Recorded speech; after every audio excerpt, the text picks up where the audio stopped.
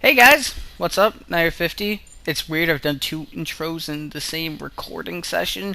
Um, I stopped the previous one, so this can be an hour of power, because it's my 100th episode, this is currently obviously my longest running series. My other one would probably be like the Fallout 3 modded playthrough. But yeah, um, yeah, I have about till 11 to record, I think they said, because they're going to movie at 8, and it should go about 2 hours, so when the phone finally picks up, I usually recognize his voice on the other end. Satao. Hello, Mrs. Satao. May I, speak? Damn, I've forgotten how the rest is supposed to go. It's not encouraging to forget such a small amount of words, even if I didn't spend that long trying to memorize them. May I speak with Lily, please? Hello again, Hisao. Are you teaching yourself English? Just a little. I don't think I'm too good at languages in general. Oh, don't say that. Your pronunciation was good. I'll get Lily for you. Just wait a moment. I obediently wait as she goes off in search of Lily, the other end going silent. Eventually, a much more awake sounding Lily than last time answers, the time over there being past noon by now. Hisao, are you there? Yeah, I'm here. Hi. Good afternoon. Sorry for taking so long. I was outside in the garden. Gardening? Unfortunately, I found I'm not good at it, so I just smell the flowers. I think my fingers appreciate it more. I take it Hanako's recovered a bit? Yeah, I just made sure she was eating, and eventually she righted herself. Thanks for the help the other day. I don't think I was really that much help. The main thing is that she's better, though. True. How's life over there, then? It sounds like you've been living in nothing short of a mansion. I wouldn't call it a mansion. Shizune said the same thing. But it is rather large, is obviously what she wants to say, though modesty stops her. I'm a little envious, but it is her holiday. It's a nice house to stay in, though. There's a beach near here, too, which Akira is especially fond of. Whoa, did not mean to scroll. I had to adjust my mic, which is actually good. I don't know why I don't know. I can't wait till I get like a mic stand or something. She's a swimmer? She's constantly dragging me there to have swimming competition, which she wins every time. I would not want to. Well, I guess a blind person wouldn't be that bad for swimming, because I mean, they can gauge how deep it is by feet, and if she knows how to swim. Lily doesn't strike me as very athletic at all, so not being adept at swimming seems logically enough. The fastest I've seen her move is her understandably relaxed pace during her walks to and from the suburbs down the hill from the school. It makes the image of her swimming hard to imagine. The beaches there must look nice. They'd be less crowded than the ones around here, at least. Indeed, Akira says the area around here looks beautiful because it's so far outside the city. I only realize what I've said after I say it, but it doesn't bother her at all. It's still easy to forget that she can't see when she's not around, despite the time we've spent being friends. That said, the local accent sometimes makes communication a bit hard. It's a constant reminder that this isn't home. While the fact that she doesn't count her parents' residence to be her home makes good sense, it makes me realize I can't really answer whether the same goes for me. Graduation from Yamaku is distant enough to be difficult to view objectively, and I've spent so much time in this small room. I've come to accept the dormitory as my new home surprisingly quickly. I guess that would be hard to deal with. Is your knowledge of English holding up? Thankfully, I may be fluent, but being in a position where I have to use it often helps in curbing my Japanese accent, so it's been useful practice. I hear you're trying to teach yourself English? More like memorizing a few lines and failing at even that much. I'm really not cut out for learning another language. My admission of defeat draws an amused giggle. I believe that there are things one chooses to do in life, and also things that are chosen for one to do in life. I like that. You can take comfort in the fact that you're bigger than me in science and math, at least. All that, all that's helped in is making me Matao's star student. I wouldn't worry about it. They're useful skills for many jobs, right? That's what he tells me. His face vertibly lit up when I said I'd probably go into a career involving either. We both share a warm laugh at the events that have befallen each other on opposite ends of the world. It's nice and reminds me of our simple small talk that I've been missing since she left. As each of us waits for the other to begin speaking, I decide to push ahead with my feelings. I can feel my throat tightening slightly. I miss you.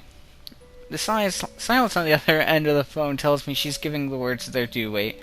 But as it goes on, I can't help feeling more and more apprehensive. Thankfully, the silence ends almost as quickly as it had begun. I miss you too, Hisao.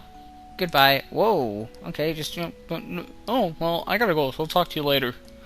Goodbye, Lily. Once again, the phone is hung up, simply and without any further ado. That light, tentative, almost shy voice. Her warm and soft tone. I'd simply be lying to myself if I were to say that I didn't recognize this feeling for what it is. With thoughts of Lily dancing on my mind, I start anticipating her return. Today has been a most excellent day. I don't know what I'm gonna do once I'm done with this series. I still have Rin and Hanako to do, but I'll find something else. Maybe not the same department, though. I don't know. I sit listening to another of Matao's long-winded lectures, my mind wandering far from the scribbles on the dirty blackboard. Since I called Lily, my mind's been drawn in two directions, both roughly led to the same conclusion. I've started to feel oddly detached from my past life. It's only been a month and a half since I arrived here, yet this school's become a second home. I've gained new friends and contacts, managed to get to grips with the school's lifestyle and culture, and become accustomed to the quirks of my classmates. To become used to a school where disabilities are the norm, rather than the rare exception, still catches me off guard sometimes when I think on it. The same school that's populated by burn victims, amputees, the blind, the deaf, and all manner of disabilities in between. If someone had described the school to me before I'd come, I'd have shrugged it off as an overreactive imagination. Even when I first arrived, I felt like the Dutch coming to this strange new land for the first time. It's amazing. It's amazing how quickly one becomes used to the environment they're forced to live in, really. And now I've even found someone that's got me entirely smitten. What a strange life. Before my mind can wander any further, though, I find a page of lined paper slipped under my distracted face. The garish, bright pink ink has no doubt been penned by Misha. Don't look so bored, Hichan. School's nearly over. 3-day holiday. Alright, we get Saturday and Monday off. Can't complain about having less school, I suppose. I uncap my pen and scribble on the page before covertly passing it back to her, flipping my eyes to the front of the class every now and then. Matao continues scrawling away arcane equations and formulas on the board. I'm guessing you have something planned? Misha takes the paper back and hunches over it comically, even for her, with her tongue poking through the side of her mouth. Did she misinterpret my expression as depressed? And is she trying to cheer me up? Student council work with Shichan, of course. You're not still brooding over that, surely. But Hichan, could you help us poor lonely girls? But Hichan could have helped us poor lonely girls. I'd lend you a hand for today, but if I weren't going to be busy. Oh, naughty Hichan. I'm just going to meet Lily with Hanako.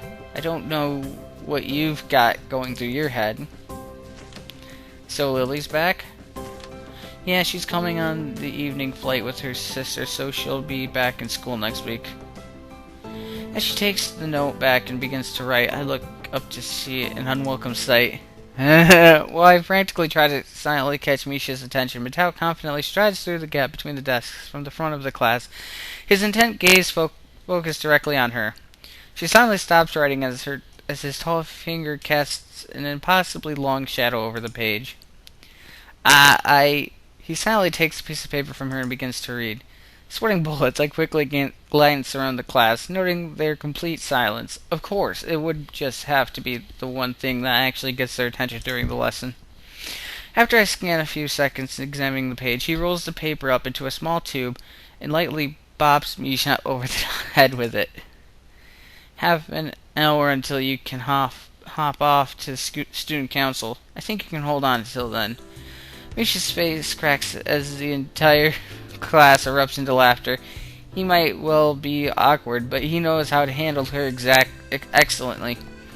I'd probably feel sorry for her if I weren't as busy stifling my own laughter. Hisao, is that one it? No, I think that's some foreign airline. I love her outfit, by the way. It's just the hat and all that. Makes her look cute. And so the third aircraft that they're not on comes into land. For the past half hour, we've been whiling away the time with small snippets of pointless chatter. Lily and Akira's flight has been delayed, and at this rate, it'll probably be dark before their plane arrives. Is that one it? No, the company colors are wrong. Hanako's eyes flutter left and right. I like how she doesn't have a stutter with me anymore. Following the trickle of people in and out of the huge glass doors ahead of us, fortunately nobody pays her much heed. Their attention apparently directed towards greater things. Maybe that one is it? No, I think that's... Hold on a minute, I think that one might be it after all. It takes some more time before the billboard changes their flight status to disembarking. A loud yawn sneaks up on me, not allowing enough time to stifle it. My sleep patterns have, once again, been all over the place, likely due to the mix of worrying about Hanako and the side effects of my medications. Medifications, wow. Hisao, over there. I look to Hanako, then follow her gaze to the airport door. Oh, fuck, I was gonna text someone.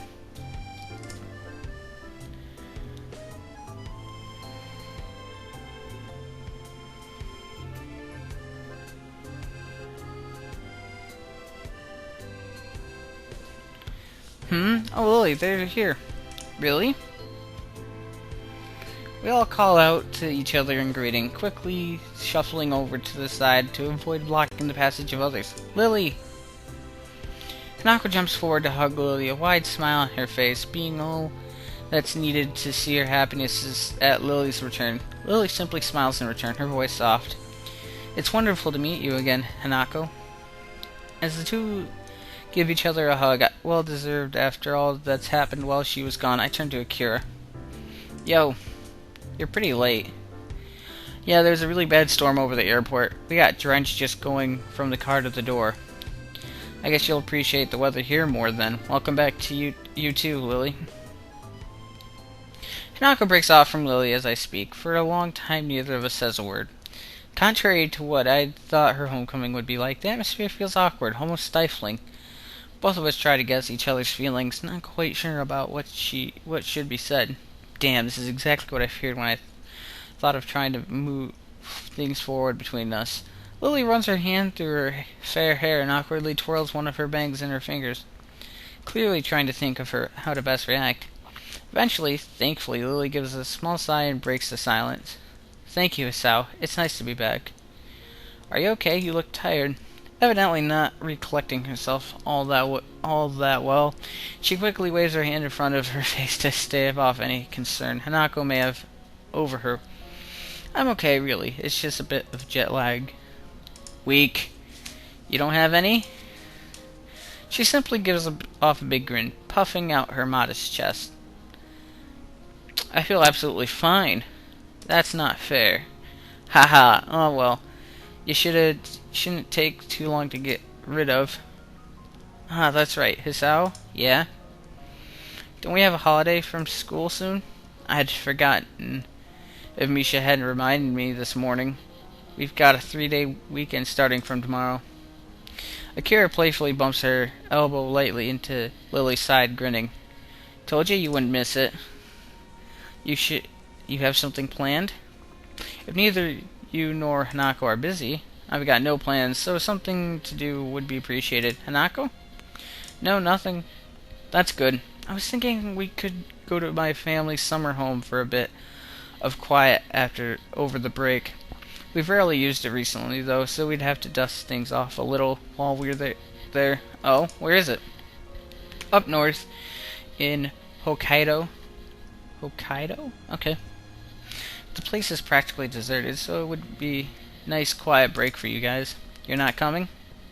Nah, got a little holiday of my own set up with my boyfriend. I lower my eyes at her, suspicious of her intentions. Sounds like we're just cleaning up the summer house for you. That's perhaps a valid conclusion. Both of us zero in on Akira, her face somewhat evasive. Looks like we were right. That's just a convenient bonus. Really, me and the guy left it in pretty good condition last we were there, I promise. Now then, I'm out of here. Already, Akira.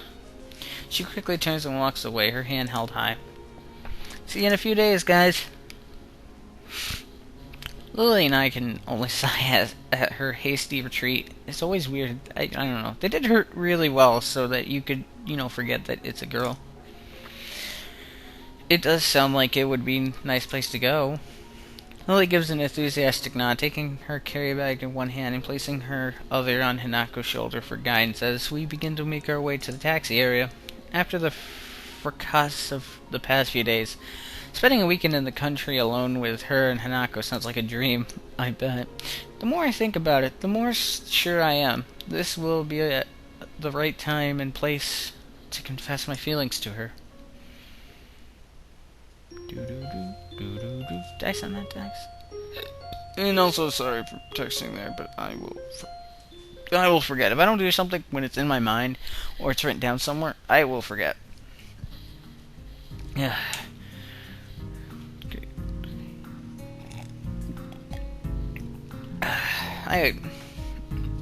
Pro tip for recording YouTube videos: keep a glass of water or other drink near you.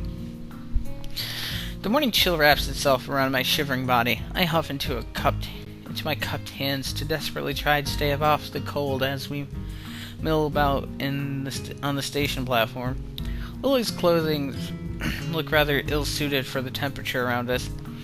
I can only hope it's indicative of what she expects the weather to be like at our destination. Damn it, Lily, why'd we have to get here so early? Unfortunately, the train schedule is against us. The next train to Hokkaido is at 2 in the afternoon. Great, just great. I pause a moment to wipe some sleep out of my eye, and Lily promptly takes advantage of the opening. Cheer up, Hisao. Once we get there, it'll be much warmer. Why not just take the bullet train? A normal train's going to take hours to get us there, so we may as well take the Shinkansen and Kansen line. Shinkansen line, whatever. As far north as it goes and just switch at the end. There's a certain charm to older trains, wouldn't you agree? I'd agree if it weren't freezing in the morning cold because we decided to take one. I'm sorry, Hisao. Sorry for what? I was the one who suggested taking a normal train. Way to make me feel guilty. All I can do is sigh and cover my face with my hands. It's fine, I'm just grumbling. My, Hanako, you needn't shoulder all the blame yourself. Even without your suggestion, I'd still have opted for the same thing. Thankful for our quick interception from Lily, I take a quick gander around the station. Aside from us, the train platform's all but deserted. The morning dew settling on the empty benches.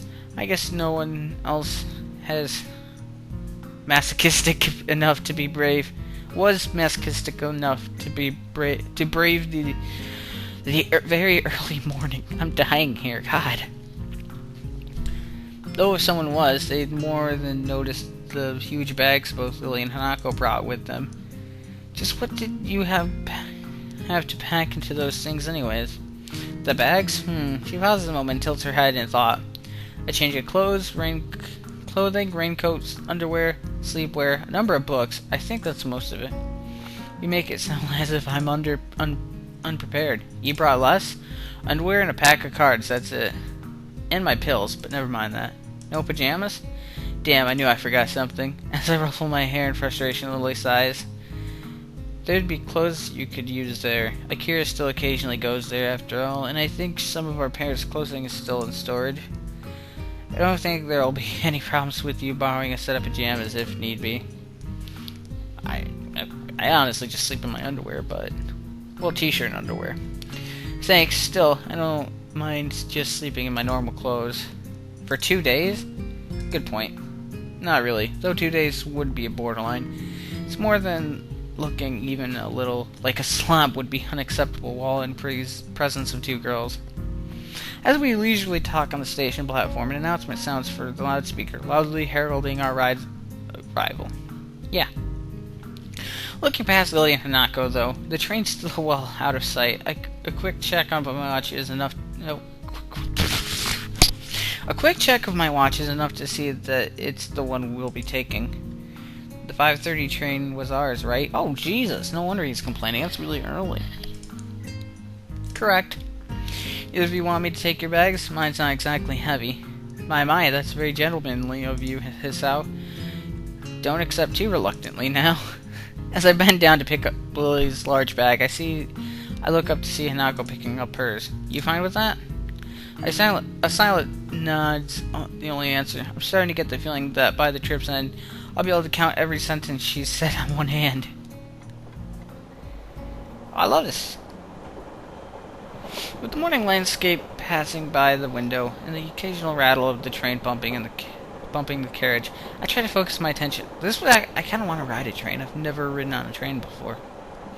I try to focus my attention on the aging playing cards held in my hands. I raise you 5. Oh my. She scrunches her face and leans over to Lily conspiratorially, the two exchanging a few whispered words. Considering how often this has happened so far, I'm coming to doubt Hanako's grasp of how to play poker. It doesn't seem to disturb Lily's reading, though, her hands fitting over each page with the only occasional correction to account for the train's bumping and rocking. My collection of chess pieces that we're using as chips is steadily growing anyway, so it doesn't really bother me. Looking around us, our carriage is almost as empty as the station platform we'd waited for the train itself on.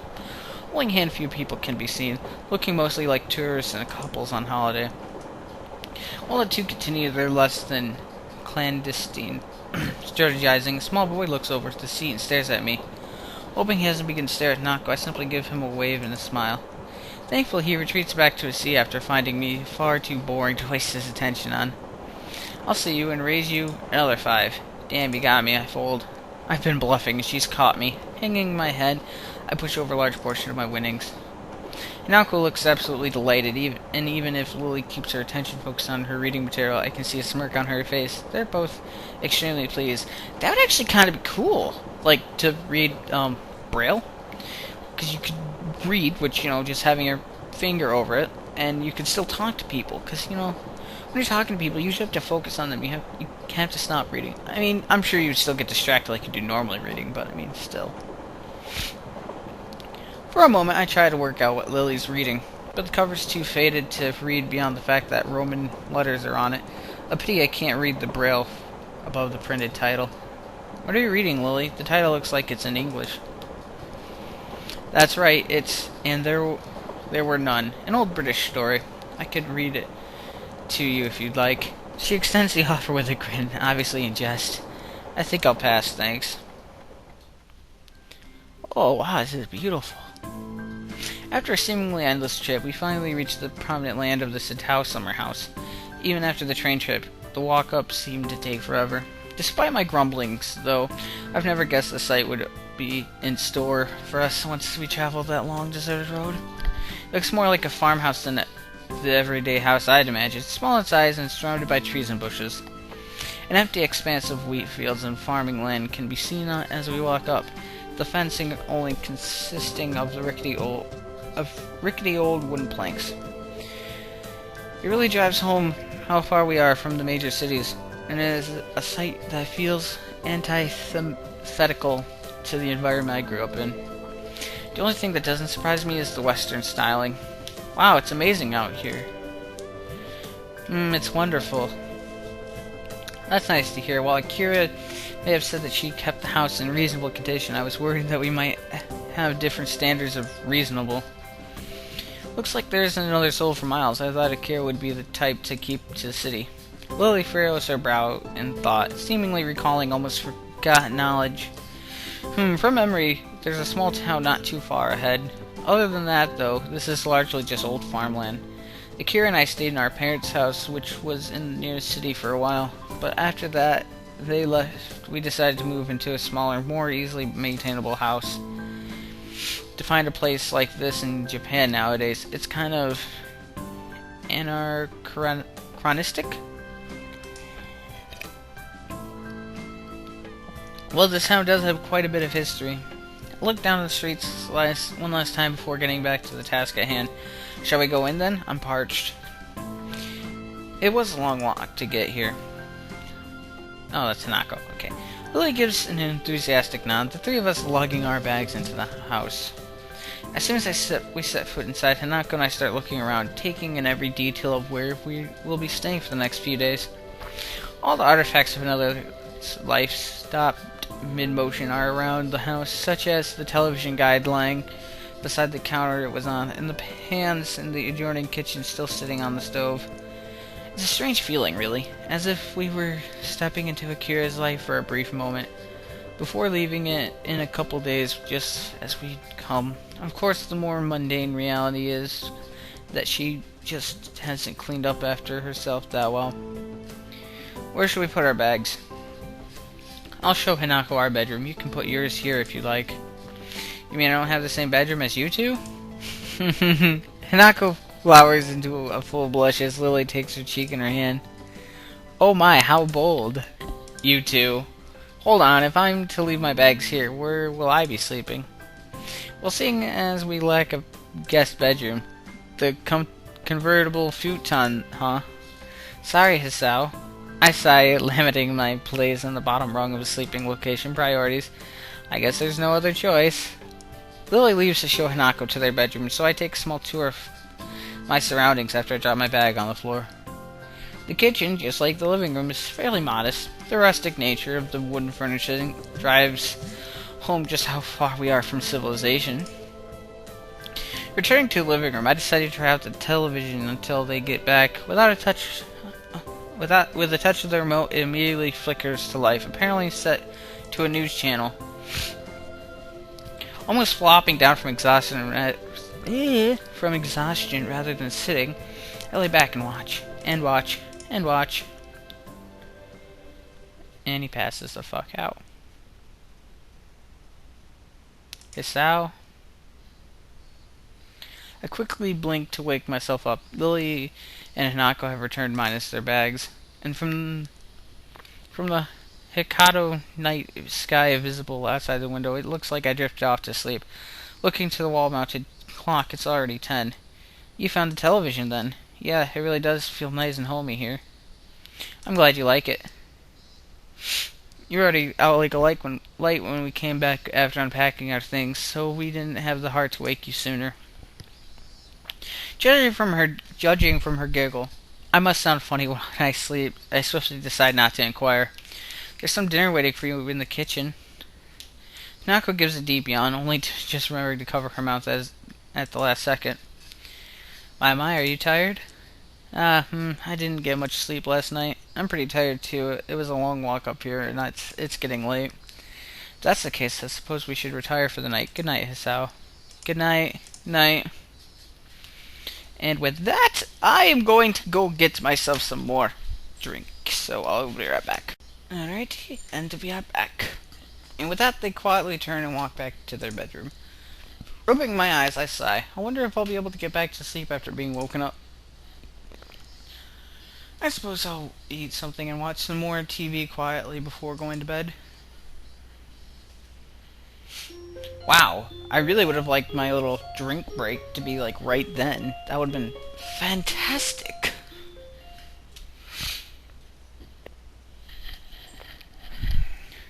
Is he still sleeping? I think so. I'm not. I am, however, incredibly tired. It's getting late in the morning. I know that. He likely stayed up to watch television. I could hear it from our bedroom. Only because I couldn't get to sleep. Should we wake him? Don't do that, Hanako, please. I love this. No, we should leave him. I doubt he'd want to be woken up early if he didn't get much sleep during the night. Thank you, Lily. Besides, he sounds so peaceful. It would be a shame to wake him when he's like this. Keep a straight face, Hisao. It is nice. She cares so much, though. Hanako, could you go to the fridge and fish out what's needed to make lunch? Alright, just the vegetables and rice? That should be enough. We only need something simple, as we can eat in town later. Hanako's footsteps on the carpeted floor can be heard, moving away from the living room. As they do, I feel Lily's hand gently rest on my chest. It takes a titanic effort not to react, but something about her makes me think she knows I'm awake. A long silence passes. The only thought in my mind is that a gentle, outstretched hand lying upon my chest. After an indiscernible amount of time, whatever, Lily withdraws her hand. Good morning, Hisao. Conceding defeat all too early, I propped myself up and rubbed my eyes. How'd you know? Your breathing was off. Well, that makes sense. She couldn't have needed that long to work it out. Knowing her hearing, she likely knew before laying her hand on me. If you want to sleep more, you should really go to bed earlier. I heard the television going long into the night. Sorry about that. My medications have been interfering with my sleep for a while now. Even if I am tired, I have trouble actually sleeping. I'm sorry for bringing it up, Hisao. I sigh. This is exactly the kind of thing I wish others wouldn't do. Address it! Come on, you worry about me more than I do at times. It just means I have to sleep a bit longer, that's all. But still, I'd say that I look absolutely fine, but I guess that wouldn't have a lot of meaning for you. She gives a sigh of consternation before trailing off to an amused chuckle, giving up the point.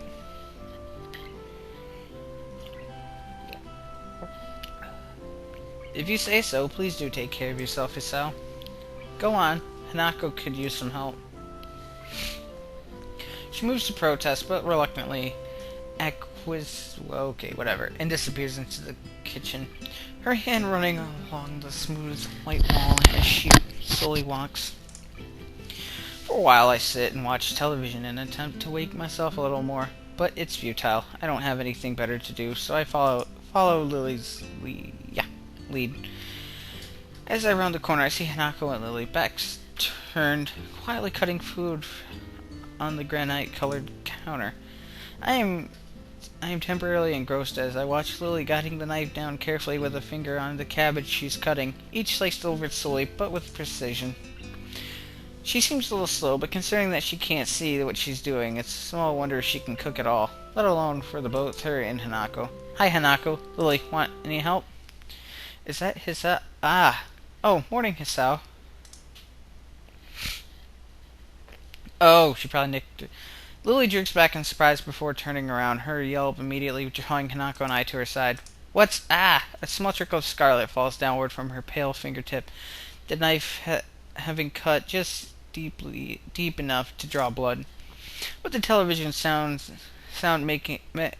masking my footsteps, she must not have noticed me coming. To compensate for having to use touch to guide everything she does during cooking, she must need to pay extra attention. Lily! Don't worry, Hanako, it's just a small wound. You should still get a band-aid on it. At least until it stops bleeding. First aid stuff would be in the bathroom, right? I think so. Will you be okay here, Hanako? I frown at how little heed she's paying to herself as Hanako gives a quick, almost automatic nod. It's fine. I can make lunch. I really want to know what their voices would be. Like, 4 Leaf Studios. Let's get an anime together or something. I want to know what they would sound like. An awkward silence, because I know I haven't done voices. That would be kind of ridiculous. Sorry. An awkward silence reigns as I set the bottle of antiseptic and box of band-aids on the side of the sink. Lily's finger held out for me to treat. The lid of the bottle comes off with a minimum of resistance, and the small ball of cotton I soak in the liquid stains of pale green. Okay, hold still. This'll probably hurt a bit. She gives a small nod as I take hold of her hand to steady it. With all the tenderness I can muster, I gently bring the dampened wad to the small red line. Ah! What? I've barely touched it. Sorry. I give a sigh, both at her reaction and to settle my own nerves. Her pain tolerance is startlingly low. I would tell you to man up, but I can't really do that. As she gives a small giggle, I take advantage of her momentary distraction and gently press the cotton against her finger a few times. Thankfully, it's enough to do the job. We both settle somewhat as I bring the band-aid over the tip of her finger, covering the wound while making sure not to get it stuck to her fingernail. There, finished. You can move now. Taking her hand from mine, she gently clasps it in the other. Thank you. It's no problem. It's the least I can do after causing you to hurt yourself, after all. She lowers her head slightly at the apology, absent-mindedly rubbing her hand in what seems to be embarrassment. I really don't mind. Her answer doesn't seem to make much sense, given that what happened is pretty clearly my fault. I can't help grimacing at her, despite the fact that her dainty smile still holds. She must not like being reminded of the limitations of her lack of sight imposes on her. That's something I can't completely fault her for. I've fallen prey to the same kind of feelings before, despite my condition not being nearly as ubiquitous in my life. Neither of us any the small happier. We head back to the various smells of cooking food coming from the kitchen. I lay out the plates of food, steam slowly rising from the well-cooked rice and curry dishes, while Hanako lays out the cutlery, knife one side, fork on the other, Western. How perfectly fitting for someone like Lily. I didn't know that was really part of our culture. I can't remember, is it like fork and knife and then spoon, or is it spoon, fork, and then knife on one side? I always just ask my grandma, either grandma or granny, when I'm there, because that's the only time where we really set out plates and stuff. As we take our seats, taking careful heed of the dark red tablecloth hanging below our knees, Lily emerges from the kitchen. In her hands are 3 glasses and a bottle of wine. As I recall on our previous run-in with that devilish elixir, I had my face in my palm. Alcohol? Seriously? She pauses as she reaches the table, a playful grin perched on her face. Kira specifically gave permission to take a bottle from her collection. Not only does she give alcohol to minors, she even lets them pilfer their own. The perfect model of responsible adult Akira is not. More to the point, though, is that this is hardly a meal deserving of alcohol. I'm starting to think Lily's the type to easily become hooked on things. It's not really the problem. I don't really have any qualms with it, but didn't you have a bad experience with it last time?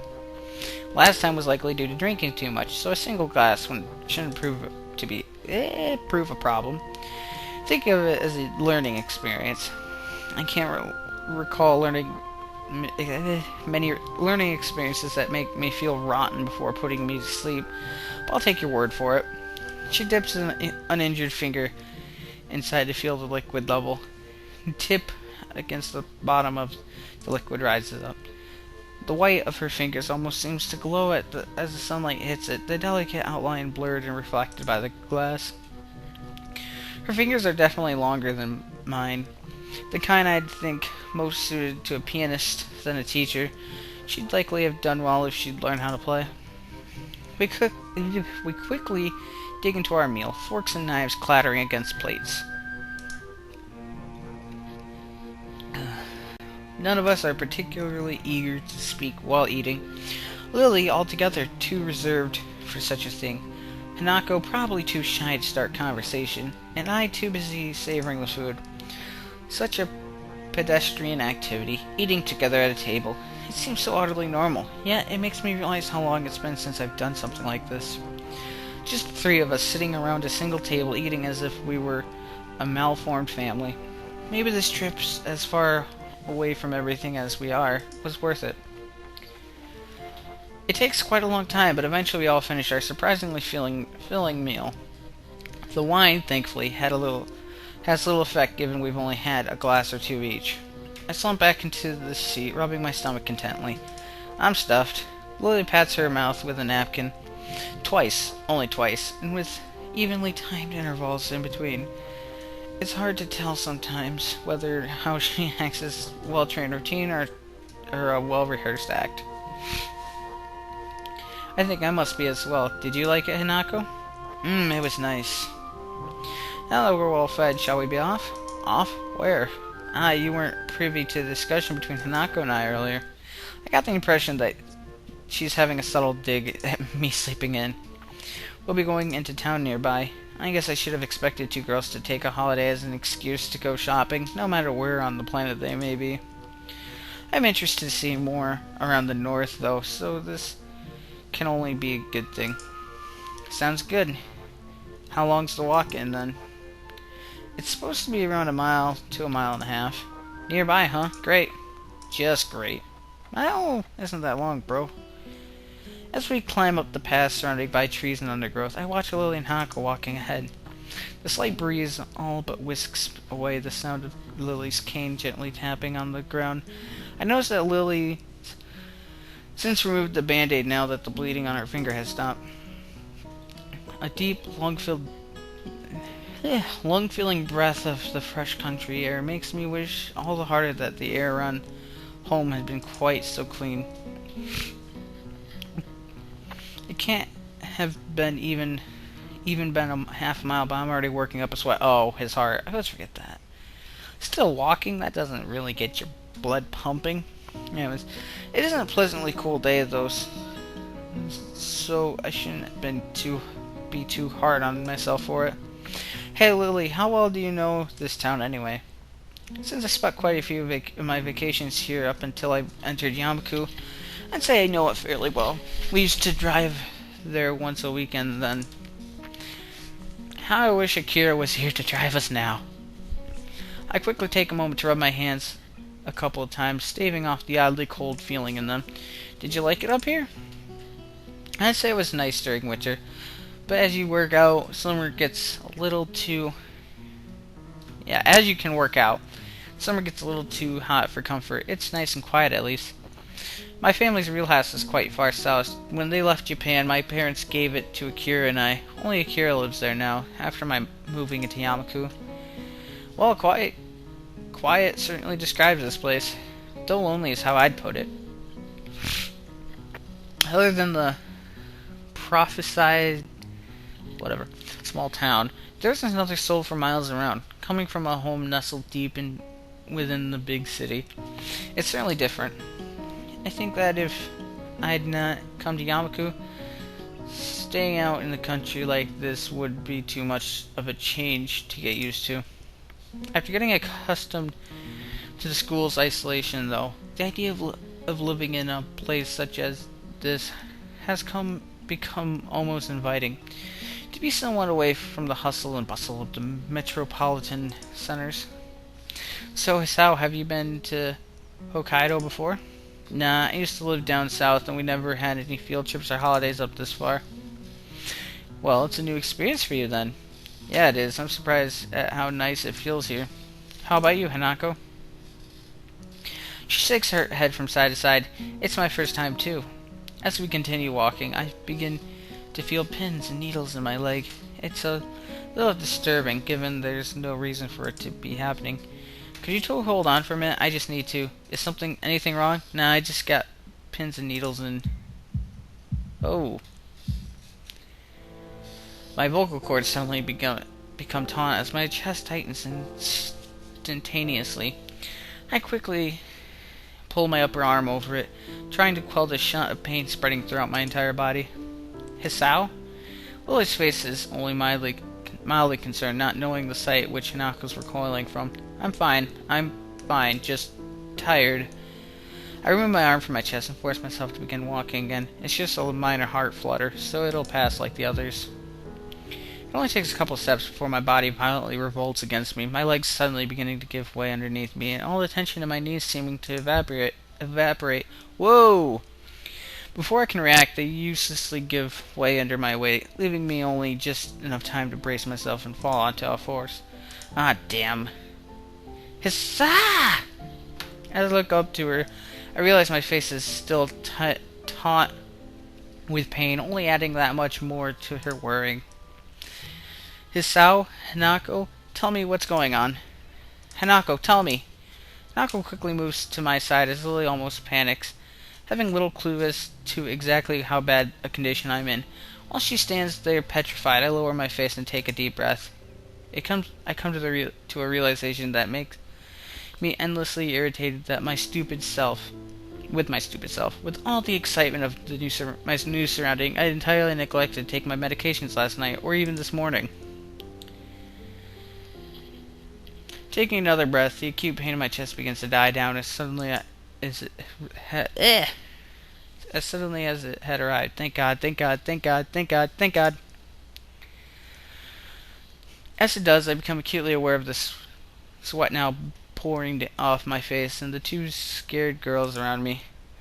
Hisao! I'm fine, Lily, I'm fine. I screw up my brow in an effort to lever myself up. Hanako's arm quickly moving to catch me if I fall as I stumble a bit before regaining my balance. I looked at Lily and Hanako, worry written on both their faces. I feel awful, utterly awful. I think we should go back. Realizing the futility of protesting, I look away in frustration. Fine. Oh, okay. The next day. Damn, that is a bad time to have it, though. That was serious. I've never seen it that serious before, besides the beginning, which I haven't seen it forever, because, I mean, I kind of skip it every time, because we don't need to see it every time. I open my eyes groggily, completely bereft of energy. For a while, I simply lie down lifelessly, staring at the ceiling as I review the events of the morning, in an attempt to organize my thoughts. Oh, so it isn't the next day yet. We went to walk to town. My heart nearly gave way. We came back. I took my pills. I slept. I can only remember each period of time as a snapshot, but the timeline is clear enough. The memory of the girls' faces as I struggle to stand is an unpleasant one, stinging my feelings harshly. If I look... Oh, I guess it was worse, when Kenji killed me. If I look at the ceiling hard enough, I can imagine the tile edges and the small dimples of the ceiling in the hospital. That fact alone is enough to make me sit up and try to pull myself together. I scratch the back of my disheveled hair, glancing around the room. Lily and Hanako are nowhere to be seen, and the television is turned off. The clock above it says it's pretty late in the afternoon. The noticeably reddened sky outside of the windows confirm it further. I turn and pick myself off the futon, swaying slightly as I put my arms out for balance. I suppose I'd better go look for the girls, see if they're alright. As I look out the window, I faintly see something in the distance. Straining my eyes, I can just make out the shape of a person's figure. Her long blonde hair, swaying in the faint breeze, makes her almost seem to melt into the bright yellow of the wheat field. Without a second thought, I leave the room to follow that lone apparition. Oh, it's beautiful out. The brightness of the setting sun assaults my freshly woken eyes, forcing me to avert them until they adjust. The long yellow strands of wheat brush against my legs, and I wade through them. The densely grown field, making it hard to advance. Regardless, my eyes stay fixed ahead, true to that solitary figure. Within minutes, I reach her. Meters behind her, turn back. Lily? She simply nods. Where's Hanako? She's in bed. She went to sleep after I calmed her down. She says it matter-of-factly, with as few words as possible, as if saying any more was strictly forbidden. There's something different about her. Her normally confident figure seems oddly fragile, her body offering no resistance to the breeze blowing her skirt. The strands of wheat sway from side to side while a deafening pause passes, the only sound being their rustling. As I stand in the field alone, I know what I have to ask. What's wrong, Lily? You're not acting like you usually do. Remember when I talked of my family, Hisao? Your family? I looked downwards and thought, sifting through my scattered memories. The event seems to leap ready to hand when I search for it, rising to the surface as soon as it was recalled. After Hanako's birthday party? She gives a single, simple nod. It was nice back then, you and I celebrating with Hanako, simply sharing presents, talking, having fun together. It was almost as if we were a family, one small misshapen family. I thought that could just go on forever, just the three of us, happily together. She takes a long breath, a slight shakiness as it just barely audible through the moving air. Even if my family was so far away, as long as we were together, that was all I needed. I don't want to lose you, Hisao. I didn't even realize how afraid I was of losing someone else until today, I'm sorry, Lily. I know my body is weak, but even then, I make the most stupid of mistakes. Don't apologize. Please don't apologize. Lily?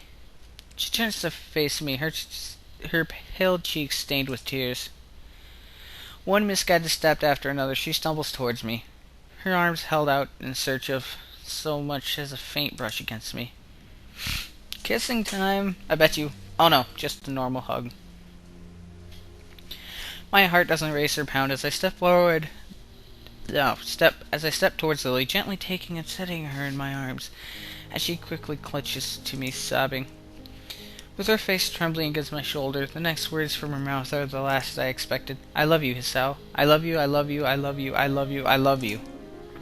Don't go away, I beg of you. Never ever go away. I love you, so please. So, that's why she's been acting like this. The tender voice when I called her. Her thoughtless concern at the slightest pain I might feel. After having been left in Japan without her family, and with only Akira, Hanako and I around, she was afraid of losing yet another person who was close to her. She was genuinely worried for me. Aw, they look so cute! Ah, I love this playthrough. I love them all, really. I don't know how Rin's is gonna go. It's a strange feeling. It makes surprise and sorrow, yet also deepest gratitude I think I've ever felt. The only reaction I can muster among my conflicting emotions is a calm sigh. You idiot. Hit Sao? For a fleeting moment, I feel her body become still, the only movement to be felt as the calm afternoon breeze. And I said it before, didn't I? It's only natural to feel concerned about those around you. I'm still here. I'll always be here because I want to see you more each day, to share in your happiness, to support you in your sadness. But most of all, I'll still be here because I want to see you your smile, your true smile. A single gust of wind rustles from the long strands of wheat. A second silence passes. Smile when you want to smile. Cry when you want to cry. I love you, Lily. So you don't have to hold back anymore. With that, her arms clutch my back as tightly as she can, her face buried beside mine. Her tears fall down my back, and she cries unrestrainably, and the last of her resistance melts away. Hisao, Hisao, Hisao. I close my eyes and bring my head down to her shoulder, holding her shaking frame tightly. It's okay, Lily. I'll never go away. I promise. Aww. Way better love story than Twilight. We slowly walk back to the house, holding each other tightly as we take a seat inside. Lily leans her head onto my shoulder as I put my arm around her waist. Neither of us has any want to break the silence. With her eyes shut, it's hard to work out whether she's falling asleep. Not that I mind. The warmth of her body leaning against me, the softness of her hand delicately held in mine. For a long, long time, we sit leaning against one another, sharing our warmth and feeling as night eventually begins to settle in. Lily's gentle, soft voice ends the silence. Thank you, Hisao. Thank you for returning my feelings. Did you think I wouldn't? There was the possibility. I take a deep breath and thought, that much was only my fault. It's funny, actually. I was thinking of telling you about my own feelings sometime soon. I guess in that way you saved me the effort. She raises her head a little and gives a tiny amused giggle. I smile at how earnest it is, so girlish in its lightness. She collects herself soon afterwards, her hair resting against my shoulder. Feeling a bit better? She gives a small nod. You are thoughtful, Hisao. That's why I like you. I'm sorry I'm like this. As much as I didn't want to make you concerned for me, I couldn't do anything to prevent it. Don't apologize for it. Please don't. Lily? Have I ever apologized for my blindness even once? You can't help the way you were born, Hisao. There's no point in apologizing for who you are. She says this with surprising conviction. In the end, it was perhaps this mentality which spurred her to befriend me in such short time, in addition to her motherly instincts.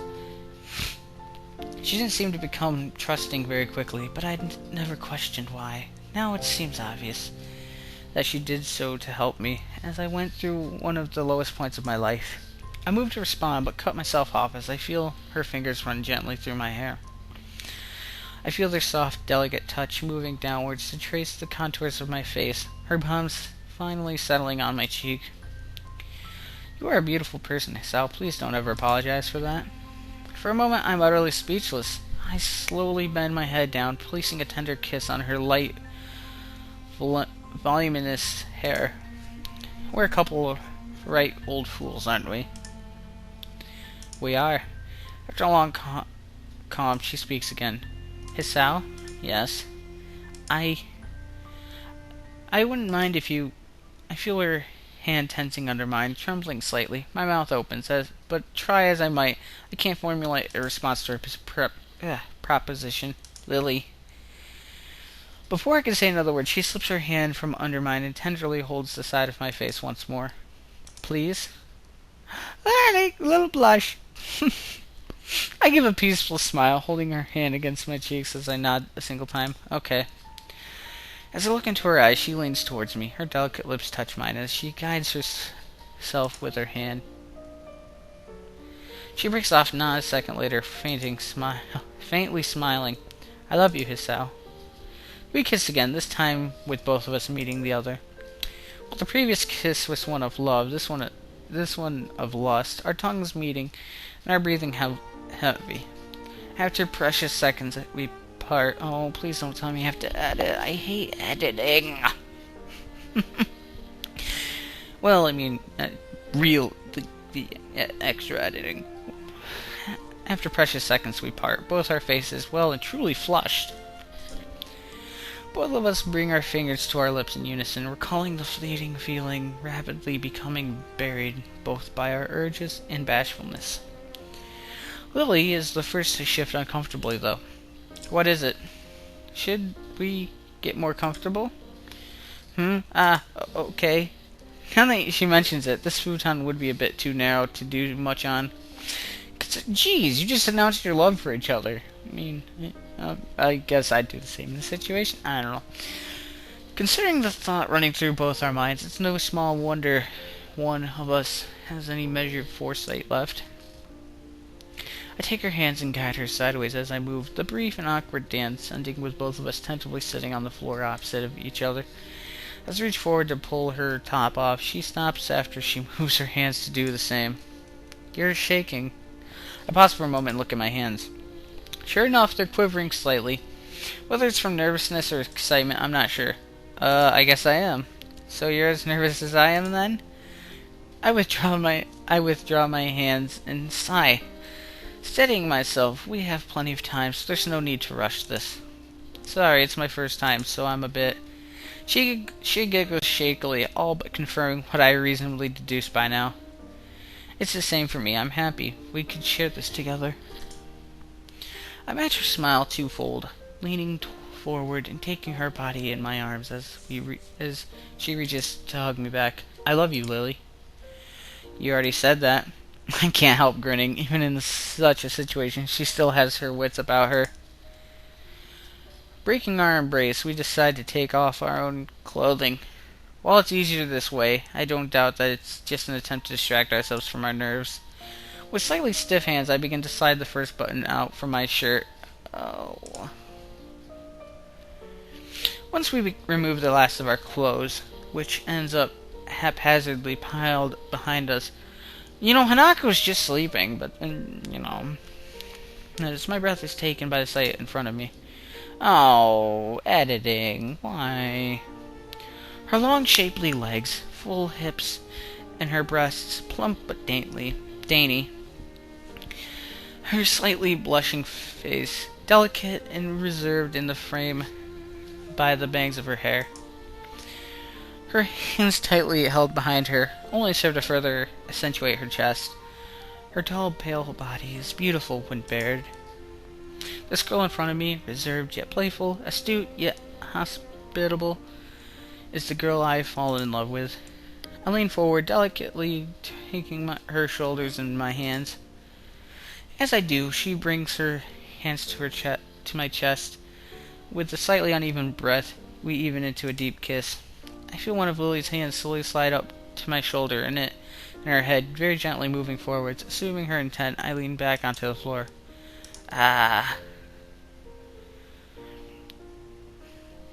She lowers... Oh god, it's moving. No. Fuck. She lowers herself beside me, one hand stroking my hair, and the other moves across my chest, The feeling of her breast against is enough to excite me. This must be her way of taking in what I have already seen of her. Despite her lacking sight, she engraves every detail of my bare body and chest into her mind. When her middle fingers fall into the slight recess of my chest scar, a lingering effect of my operation so many months ago, she slowly runs her hand down its length. This is the scar from my surgery. They had to do this in order to operate on my heart. For a moment, she's lost for words. The idea of such intensive scarring adding a new worry for her. Her expression changes from curiosity to apprehension. Should we really be doing this kind of thing? Those words bother me beyond what is rational. Lily's face breaks my heart more than ever. Her words possibly could. Yet I don't even know the answer to her question. I can't let this condition dominate for me forever. It may not even be medically advisable, but I outright refuse to live my life in such a prison. It's okay, Lily. This much will be okay. Her troubled expression holds for a moment longer, but she eventually acquiesces, her hand moving to my lower chest and then my thigh. Can we stop with the moving shots? God damn. You're killing me. That's going to be horrible, Frederick. I think I'm just going to have a huge sensor. Anyways. With a look of slight surprise, she slowly moves her hands downwards, her breath catching as she catches the side of my lower hair. Oh, Jesus. She tentatively moves her hands sideways, delicately touching the most honest part of my body. This is... yeah. Her nervousness peaks as the act begins. Her hand gently patting up and down as lightly as if it would break if breathed upon. Sure you would want her to breathe on it. Anyways, I'm not sure whether it's just to steady myself or because I want to steady her, but I take my free hand and hold the side of her face in it. The feeling of her hair and soft skin is nice, and it seems to lighten her mood a bit. The mere fact that I'm being touched by her is surprisingly erotic. I feel my body relaxing as I submit to the pleasure overwhelming me.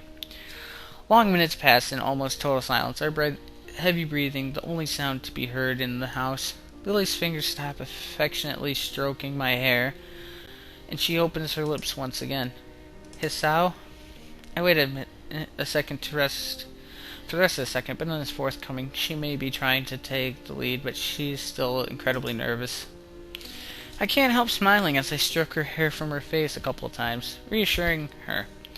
As nervous as she may be, I'm thankful that Lily's taking the lead. I'd probably be just as anxious as she if I were attending to her. Okay. She pauses a moment before giving a small nod, sitting up and shifting her legs over mine. Once again, my breath is stolen by the magnificent sight of her body over mine.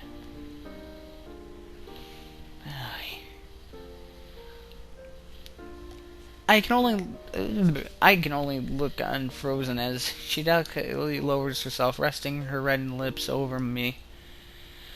Oh, they're not talking about her mouth. Sorry, this is kind of... you can understand how awkward this would be. She slowly begins to move her hips downward, her softness enveloping my consciousness. She takes a deep breath to collect herself, her face remaining steady, with her hands taking in my body in lieu of sight. The intimate situation muddles her usual efforts to compensate for lack of eye contact. She gradually lowers herself onto me, her knees and hands supporting her as she does. Her entire body tenses as I enter, her expression obviously one of stifled pain. Despite that, I can't help savoring the soft, warm feeling enveloping my consciousness, the surge of pleasure overcoming all my senses. Guys do get it better. We don't get huge pain our first time. I guess it depends what you're doing, but that's really kinky shit, man. The last vestiges of it all but disappear inside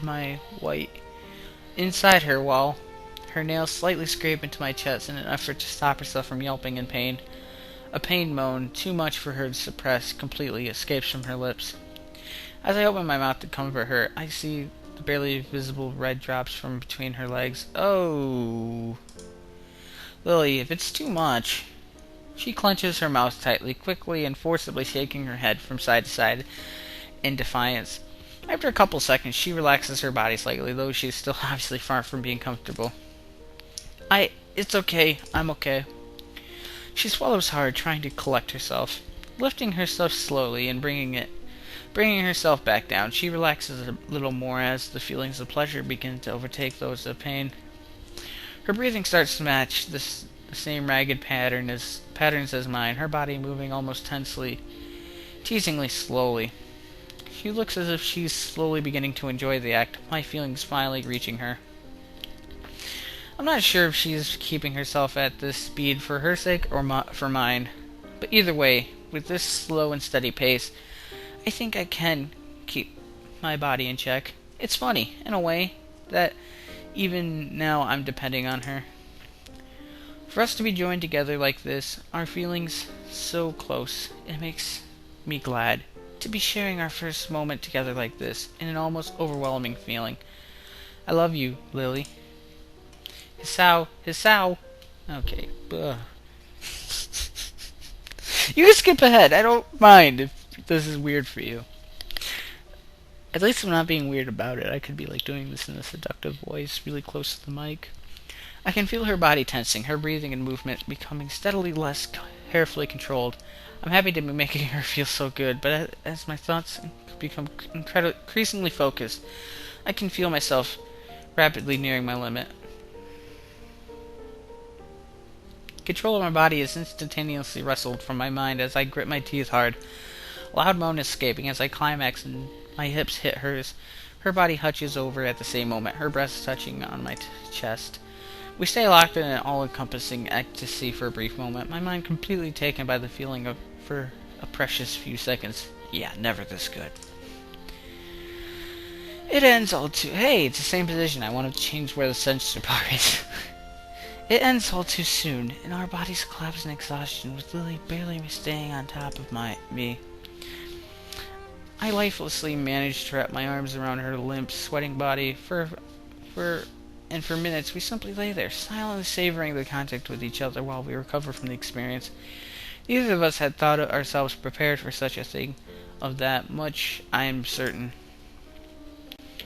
Entirely drained, far past the point of conversation, I look at her tired face. It looks as if the exertion, both physical and mental, has almost forced her on the verge of collapse.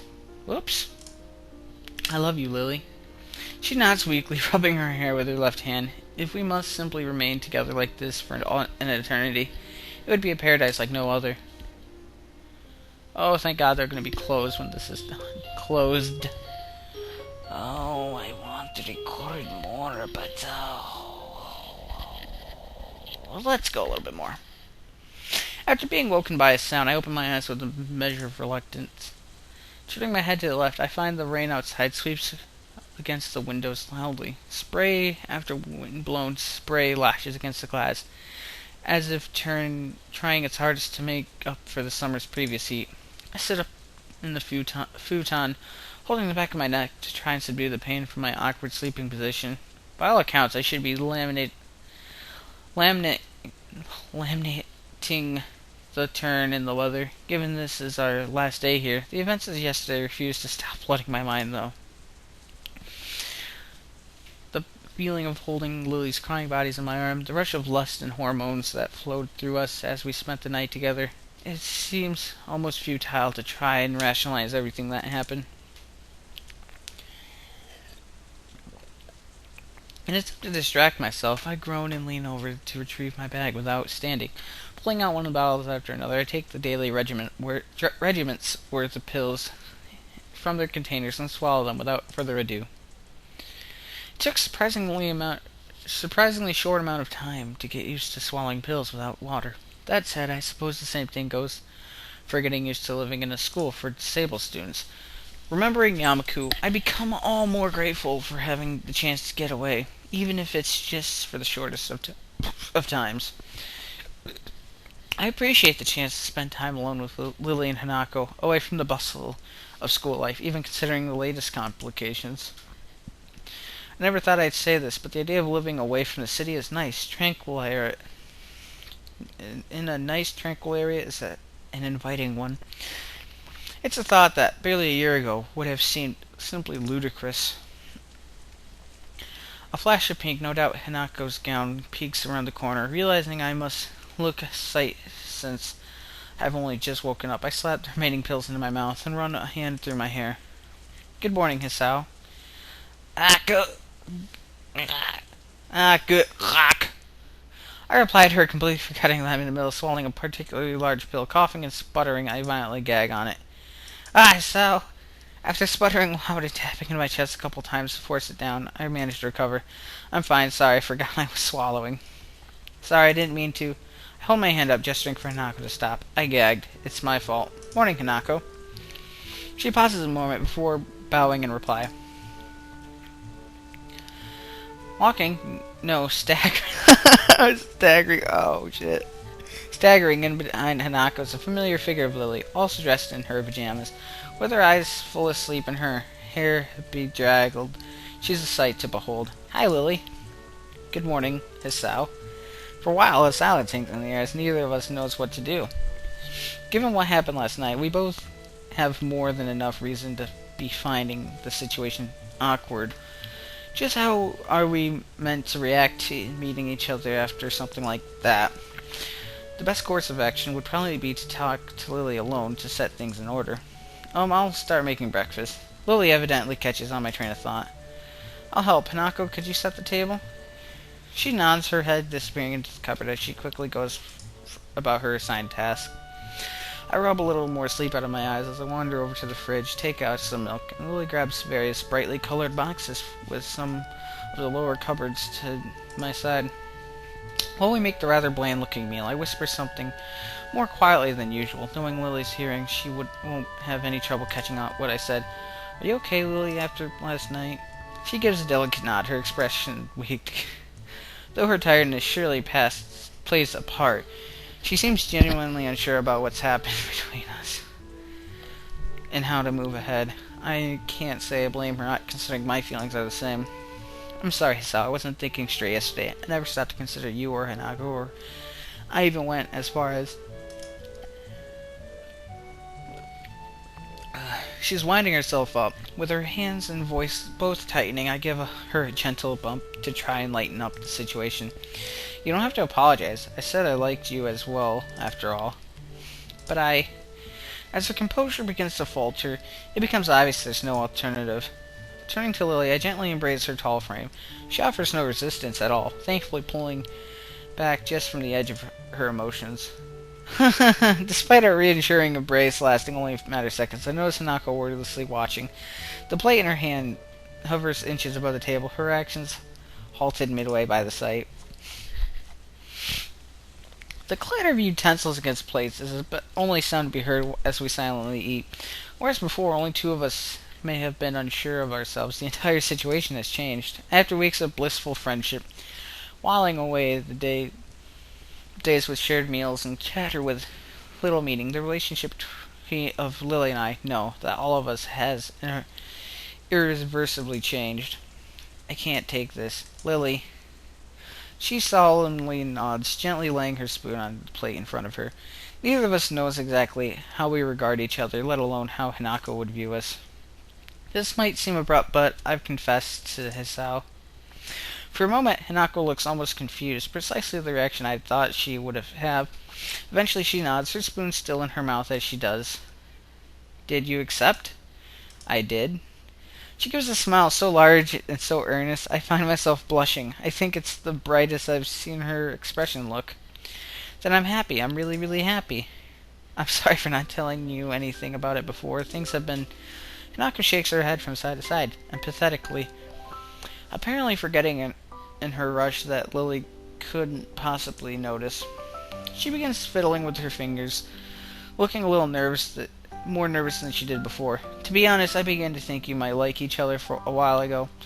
At first I didn't really know what to think about it, but I decided in the end that if my friends are happy, then I'm happy. I was really glad to have another friend when we met Hisao, so finding love through him is even better, right? A feeling of relief at her acceptance of our relationship falls over me like a wave. The same happens to Lily, judging by her expression.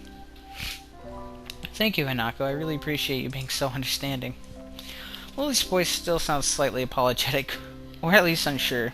This doesn't escape Hanako, who appears lost in thought for a few moments before turning to me.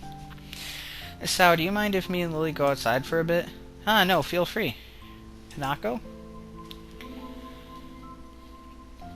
Hanako gets up from her seat, taking Lily's hand and almost dragging her from the table in her excitement. Considering Lily's typical slow, steady pace, Hanako's haste makes her footing awkward, and she almost loses her balance a couple times. It's a pretty amusing sight, leaving me wordless as I watch them disappear out the door. It's only now that I realize the rain stopped, being replaced by the sky seemingly all more vivid and bright to make up for the morning's drab gray expanse.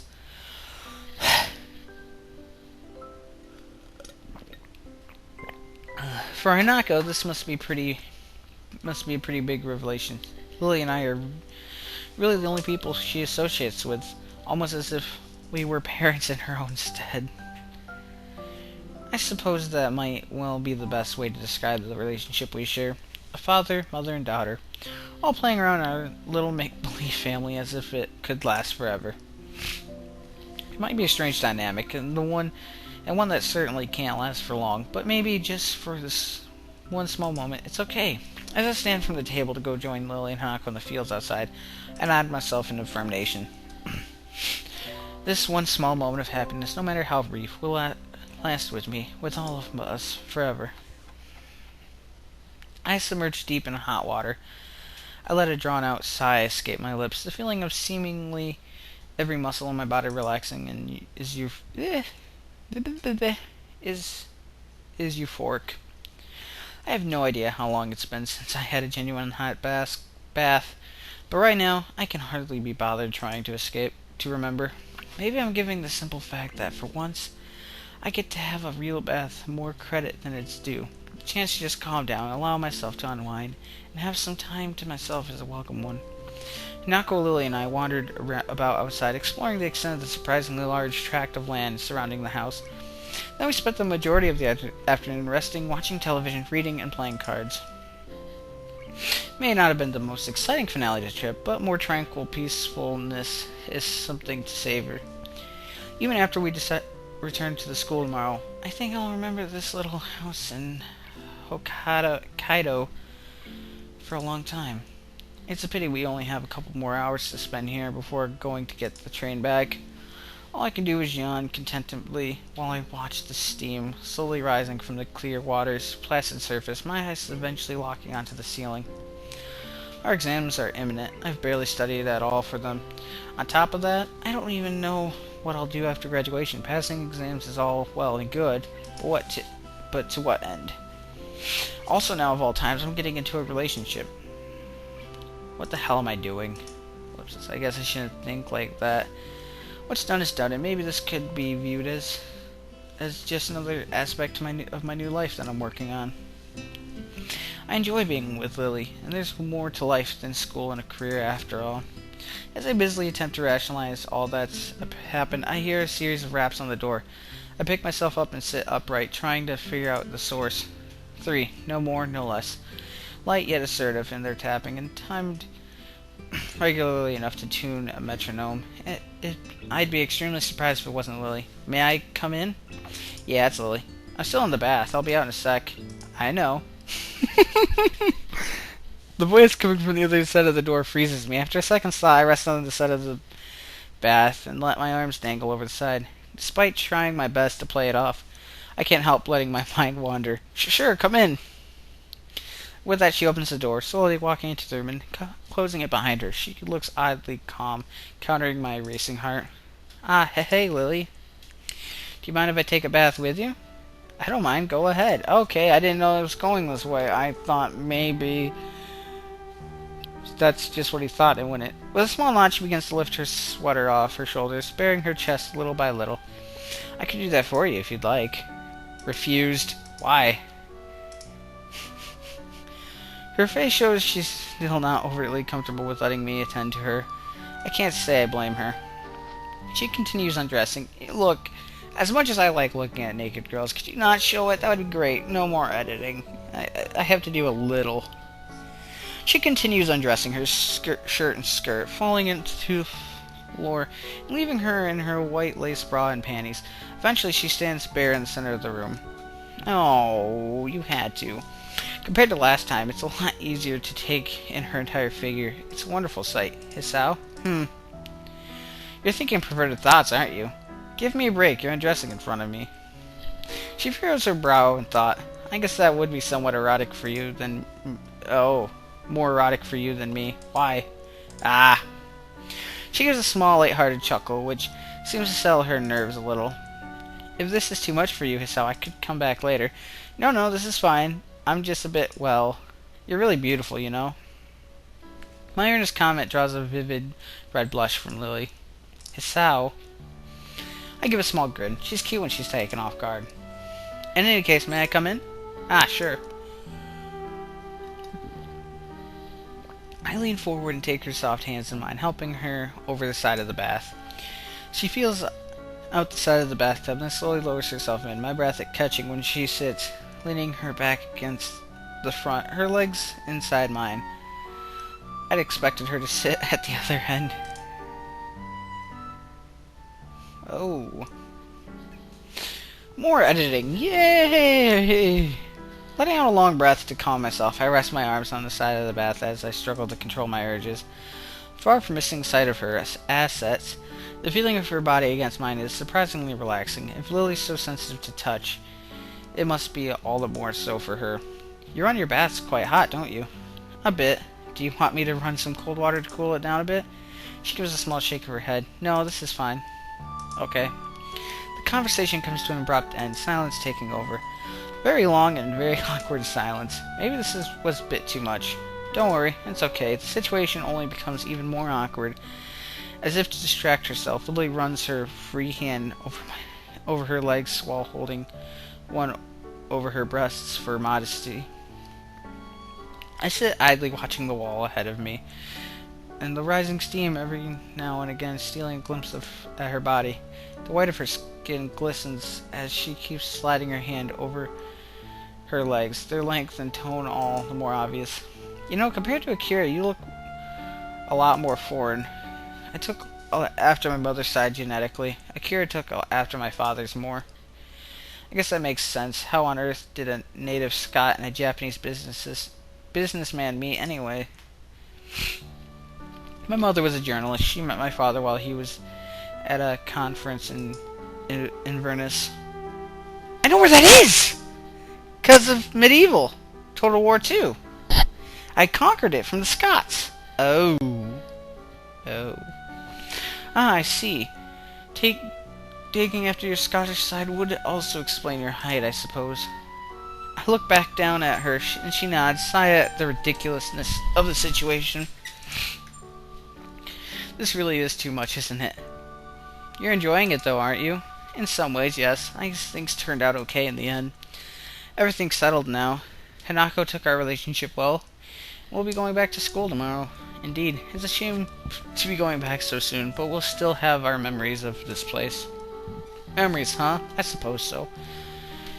We'll have to see how everything goes once we get back. But for now, I'm just glad you like me. I've been winding myself up for weeks about that, so I'm thankful for things turning out like this. She nods, leaning into me as we share the warmth of our bodies. I'm not sure whether she'll be okay with it or not, but my temptations rapidly begin to get the better of my self-restraint. Hey, Lily? Yes? How was it last night, that is? She pauses in thought before looking down slightly. A delicate smile finds its way onto her lips as she blushes, her body becoming more relaxed. It's more than enough to answer the question. Even as I give a small nod in response, thoughts of last night run through my mind. Considering the situation, I don't really think anyone would blame me. Hisao, your heart's beating. Her voice is cut off as I delicately place a hand on her thigh. While I'd resisted before, the memory of our first time is enough to make me give in. She lets her body lean into mine without a word or protest, an invitation that I'd be hard put to ignore. I place a small kiss on her neck to accept, before slowly moving my hand over her smooth legs. Hisao, please. Even as she says it, her mouth curls upward into a smile, her tone caught between embarrassment and awkward giggling. Eventually, she takes one of my hands in hers, guiding it to her right breast. I greatly appreciate the tentative guidance she's willing to give me. All signs of tension in her body give way. I continue to take in the feeling of her soft skin, redoubled as my other hand slips between her legs. I wonder if the feelings of my hands on her is exaggerated by her lack of sight, since her other senses are so finely tuned. She does seem to be enjoying it to a surprising extent. After all, it gives me a somewhat odd feeling, but a pleasurable one. It only takes a few minutes before her body starts to squirm ever so slightly. Her efforts to stifle her moaning become visible as she purses her lips. Yeah, okay. Her light-hearted, whispered protestations become noticeably more quiet. That makes me realize that all her squirming against my body made me incredibly excited as well. Lily? I withdraw my hands, giving her additional to give her addled senses time to respond. Nodding, she shakily stands and offers her hands for me to lead her out of the cramped bathtub. Oh, hello. She maneuvers herself over the bath as I do, her hands holding each other's. Eventually I sit beside the bathtub, the two of us fussing around a little until we get comfortable. With a small gasp, desperately constrained to avoid being audible outside, she lowers herself onto me once again. The way she moves makes it obvious that she must still be on the verge of her climax. She slowly starts to move her hips up and down, her tongue finding mine as she holds my face upwards. I realize just how much pleasuring her has excited me. Okay. Despite her clouded eyes being shut, her tightened grip on my shoulders shows that she's nearing the end of her endurance. As our breathings become more and more ragged, I rapidly feel my limit approaching as well. A series of harsh breaths is the only warning before her final gasp of ecstasy, her entire body tensing and her fingernails digging into my shoulders. My loins hit her, both of us frozen against each other in climax. Thanks for the flash effect. In a few precious seconds, it's all over. Lily slumping forward onto me as I try to regain myself. That was good. She takes a gulp of air before replying, steadying herself as she nods. She bows her head to give me a small kiss, my hand reaching up to hold strands of her disheveled hair as we once again sit in blissful silence. This was the moment I was trying to get to, and that's all going to be in the hour power. That's like in a half hour longer, so hour and a half hour. Anyways, oh cool, this is cool. We'll have to enjoy it later. So 4:41. That went perfect. That was a good hour of power, I have to say. So, my God, it was about half hour, hour and a half. Thank you guys for watching. It's saved, right? Yeah, okay. So, thank you guys for watching. Let me know if you like the hour of power. I know this is gonna need censoring. It'll be a while before this comes out, so it's okay. It's on scheduled upload till part 68. I need to put the other parts up on scheduled upload, or not a huge deal right now. But yeah, tell me if you liked the hour power, if you liked this playthrough, Katawa Shoujo, how I'm delivering it. I know I don't do their voices, but clearly, I mean, you know, I do these sessions long, so come on, cut me some slack. But, again, thank you guys for watching, and I will talk to you guys later.